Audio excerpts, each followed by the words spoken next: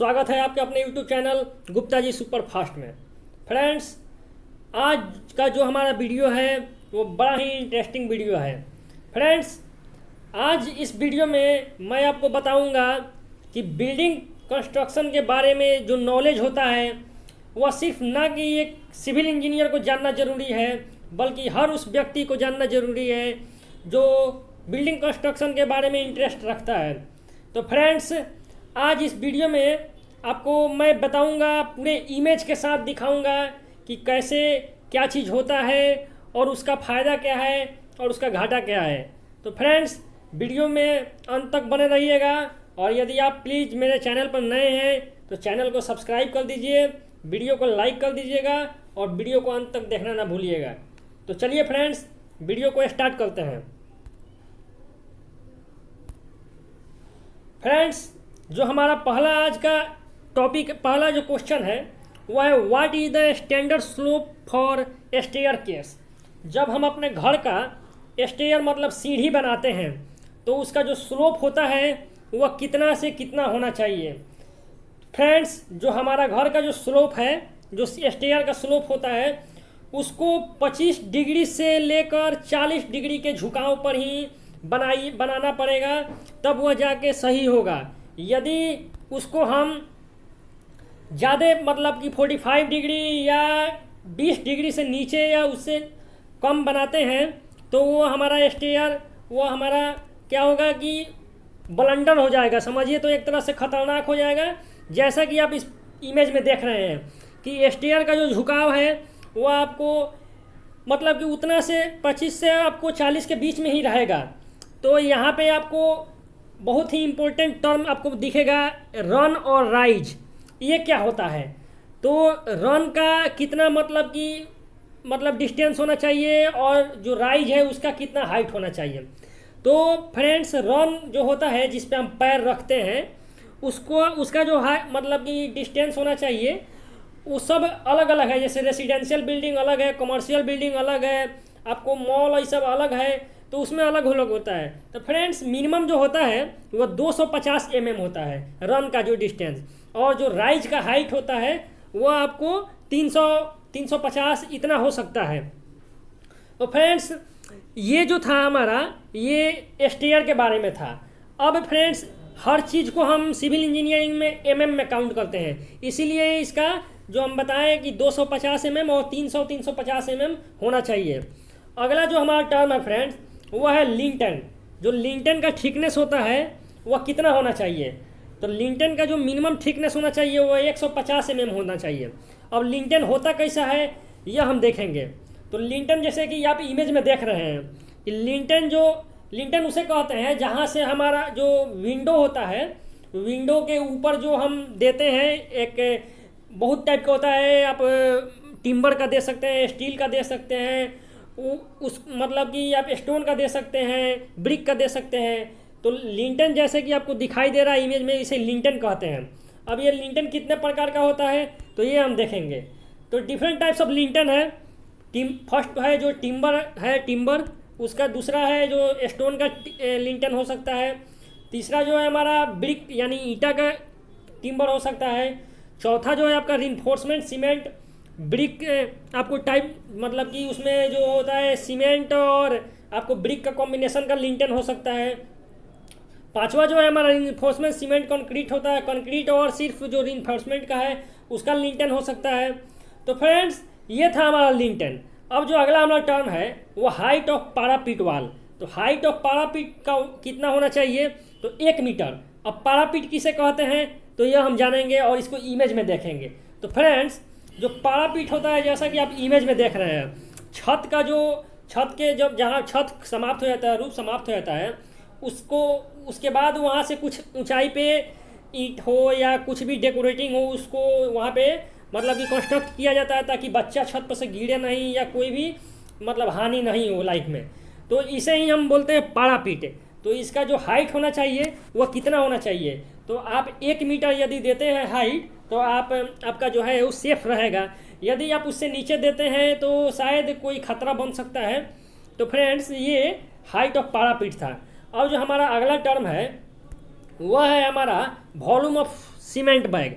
अब volume of cement bag कितना होता है, तो 0.0347 मीटर क्यूब, या उसे 1.23 क्यूबिक फीट में हम बोल सकते हैं। तो वॉल्यूम जो सीमेंट बैग होता है, एक बैग सीमेंट का जो वॉल्यूम होता है वो इतना होता है। अब जो अगला है वो how many days you can use from the manufacturing date. Sorry friends, यहाँ पे कुछ मिस्टेक हो गया है, तो इसको केयर मत कीजिएगा। यहाँ पे बोल रहा है कि सीमेंट को हम कितने दिन के अंदर में यूज कर सकते हैं जहाँ से हम खरीद के लाए हैं, तो मतलब कि मैन्युफैक्चरिंग डेट से। तो जो है मैन्युफैक्चरिंग डेट सीमेंट का से लेकर 90 दिन या 3 मंथ तक का अंदर में हम सीमेंट को यूज कर सकते हैं। तो फ्रेंड्स, यदि उसके बाद हम यूज करते हैं 3 मंथ से ज़्यादा हो जा रहा है तो यूज तो कर सकते हैं, लेकिन वह क्या होगा, आपको उसमें उतना स्ट्रेंथ नहीं मिल पाएगा। अब जो हमारा अगला टर्म है वह है आपको डेंसिटी ऑफ स्टील। स्टील जो हम छड़ यूज करते हैं अपने घर में, उसका डेंसिटी कितना होता है, तो जो होता है 7850 kg पर मीटर क्यूब, ये हमारा स्टील का डेंसिटी होता है। और अगला जो है हमारा डेंसिटी ऑफ सीमेंट, तो सीमेंट का जो डेंसिटी होता है कितना होता है, तो 1440 kg पर मीटर क्यूब।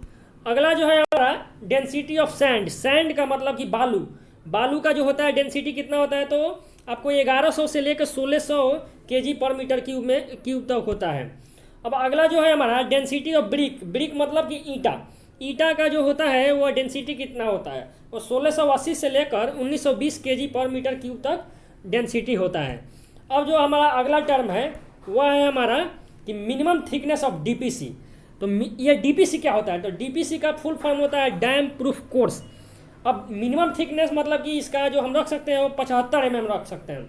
अब डीपीसी है क्या, इसको हम इमेज में देखेंगे और इसको जानेंगे हम अच्छे तरह से कि डीपीसी देने का फ़ायदा क्या है और घाटा क्या है। तो फ्रेंड्स, जैसा कि आप इमेज में देख रहे हैं, ईंट का जो जुड़ाई हुआ है उसके ऊपर एक लेयर दिया गया है, या कंक्रीट का लेयर है। आप इसमें और सब मटेरियल आता है, प्लास्टिक का आता है, वुड का आता है, ये सब और भी डीपीसी दे सकते हैं। अब ये डीपीसी देने का मतलब कि पर्पस क्या है, तो फ्रेंड्स डीपीसी देने का जो पर्पस है वह यही है कि आप इमेज में देखिए, यदि आप अपने घर में जब घर का आप कंस्ट्रक्शन कर रहे हैं, अगर डीपीसी नहीं देते हैं तो आपके दीवार में इस टाइप का आपको दिखने लगेगा जो है कमियां, आपका जो प्लास्टर का पपड़ी है वो छोड़ने लगेगा, आपके जो छत है उससे रिसाव होने लगेगा, नीचे से जो है वो पानी रिस कर आपका दीवार खराब कर देगा, आपका छत खराब कर देगा, आपका पूरा का पूरा बिल्डिंग जो है वो बर्बाद कर देगा। तो फ्रेंड्स, यही जो है डीपीसी देने का जो है हमारा रीज़न है कि हम डीपीसी इसको क्यों देते हैं। और डीपीसी नहीं दीजिएगा फ्रेंड्स तो यही सब आपको प्रॉब्लम होगा आगे चल के आपके लाइफ में। तो अगला जो हमारा टर्म है फ्रेंड वह है what is the weight of first class brick. अब फर्स्ट क्लास ब्रिक का जो वेट होता है वो कितना होता है, तो इसका जो फर्स्ट क्लास का ब्रिक का जो वेट होता है वह 3.85 kg होता है। अब फर्स्ट क्लास ब्रिक मतलब क्या, तो फ्रेंड्स फर्स्ट क्लास ब्रिक हम देखेंगे जो हम घर में यूज करते हैं जो ईंट, जो उसी को हम फर्स्ट क्लास ब्रिक कहते हैं। अब फ्रेंड्स इसका जो वेट होता है वह आप ऐसे जाके उसको देख सकते हैं, वह 3.85 kg या मतलब कि 4 kg तक भी हो सकता है। तो फ्रेंड्स जो अगला हमारा टर्म है वह है how much binding wire is used binding for 1 metric ton steel. मतलब कि 1 मीट्रिक टन स्टील को हमको बाइंडिंग करने में कितना हम आपको वायर यूज कर सकते हैं। तो फ्रेंड्स जो है 10 से 12 kg तक हम बाइंडिंग वायर यूज कर सकते हैं, जैसा कि आप देख सकते हैं इमेज में। जो हमारा अगला जो टर्म है वह क्या है, वह है आपको कि standard size of first class brick. अब जो हम घर में यूज करते हैं ब्रिक, उसका स्टैंडर्ड साइज कितना होना चाहिए, तो जो स्टैंडर्ड साइज है वो हमारा होना चाहिए 190 mm by 19 mm by 19 mm। अब इसको आप सेंटीमीटर में बदलिएगा तो 19 centimetre by 9 centimetre by 9 centimetre, जो हमारा जो ईंट का जो साइज है ये ओरिजिनल साइज होना चाहिए। अब एक टर्म आता है आपको कि विथ मोटार, मतलब कि मसाले के साथ जो ईंट होता है उसका साइज कितना होना चाहिए, तो वो होता है आपको 200 mm by 100 mm by 100 mm। अब फर्स्ट क्लास ब्रिक था यह। अब जो हमारा अगला जो टर्म है वो हम जानेंगे। अगला जो टर्म है हमारा वह है standard length of steel bar. अब जो हम घर में अपने छड़ यूज करते हैं, जो स्टील यूज करते हैं, उसका जो स्टैंडर्ड लेंथ होता है वह कितना होता है।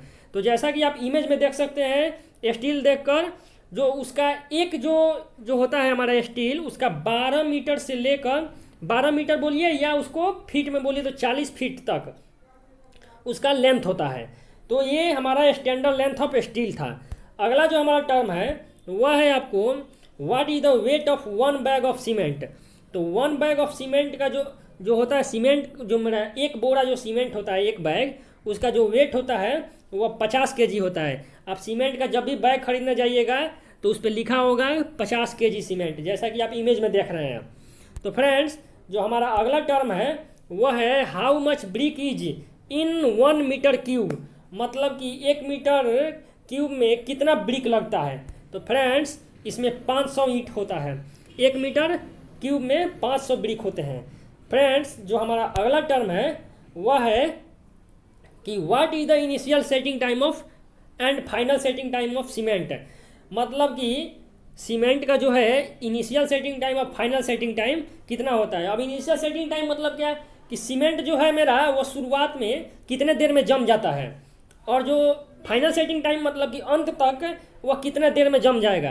तो फ्रेंड्स, मैंने एक वीडियो बनाया था टाइप्स ऑफ सीमेंट पे, तो उसमें बताया था कि सीमेंट कितने प्रकार के हैं। तो उसमें लगभग 10-11 टाइप का सीमेंट होता है, और उसमें बताया था मैंने कि हर टाइप के सीमेंट का इनिशियल सेटिंग टाइम और फाइनल सेटिंग टाइम अलग अलग होता है। ये जो हम ले रहे हैं डाटा वह हमारा जो है OPC ऑर्डिनरी पोर्टलैंड सीमेंट के लिए है। तो फ्रेंड्स, यह जो हमारा है इनिशियल सेटिंग टाइम और फाइनल सेटिंग टाइम जो OPC के लिए ऑर्डिनरी पोर्टलैंड सीमेंट के लिए होता है वह 30 minute, and final setting time जो होता है वह 10 आवर होता है। तो फ्रेंड्स, जैसा कि आप देखें कि वीडियो में हर एक चीज़ को, हर एक टर्म को मैंने इमेज के साथ समझाया। फ्रेंड्स, वीडियो बनाने में बहुत मेहनत लगता है, तो प्लीज़ आप वीडियो को, आप मेरे चैनल को सब्सक्राइब कीजिए और ज़्यादा से ज़्यादा शेयर कीजिए। And thanks for watching my YouTube channel Gupta ji super fast. Thank you.